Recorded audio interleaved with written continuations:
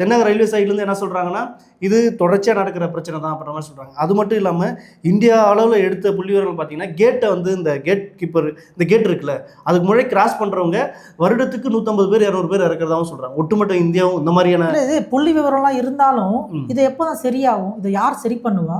இதெல்லாம் கேட் கீப்பர்லாம் ஒழுங்காக இருப்பாங்க, இல்லை கிராஸ் பண்ணுறவங்க ஒழுங்காக இல்லையா? யார் மேலே தப்பு? இல்லை ரயில்வே துறைன்னு ஒன்று இருக்குல்ல மத்திய, அது வந்து கண்டிப்பாக இதை மெயின்டெனன்ஸ் பண்ணணும், கரெக்டான முறையில் வைக்கணும்.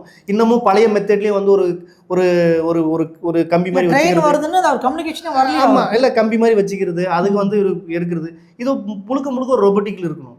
அப்போ ரோபோட்டிக்காக இருந்தால் தான் அப்பயும் ஒரு ஆள் அங்கே வச்சு, அதாவது எல்லாமே டெக்னாலஜி வளர்ந்துருக்கு. இன்னமும் இதை பழைய இன்னமும் பழைய மெத்தடை வச்சுட்டு ஏன் வருதா இல்லையா பெட்டி பாருப்பா, காதை தமிழாத காதை வச்சு பாருப்பா, எதுக்கு அது?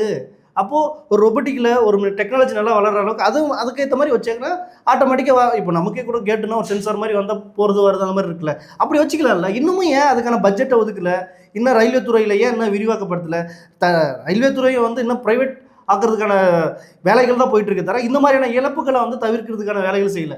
ஒரு பக்கம் டிரைவர் மேலே தப்பாக இருந்தாலும் சரி, அல்ல அவர் மேலே தப்பாக இருந்தாலும் சரி, பொறுப்பு ரயில்வே துறையும் எடுத்துக்கணுன்றது தான். நம்ம இதை மட்டும் வாதிச்சுட்டு கடந்து போயிடக்கூடாது, இதையும் நம்ம ஃபோக்கஸ் பண்ணணுன்றது கண்டிப்பாக பண்ணுங்க. தென்னக ரயில்வேவோ இல்லை என்ன ரயில்வேவோ அந்த ரயில்வே வந்து கண்டிப்பாக இந்த விஷயங்களை வந்து இதுக்கப்புறம் தடுக்கணும், நடக்காமல் தடுக்கணும்.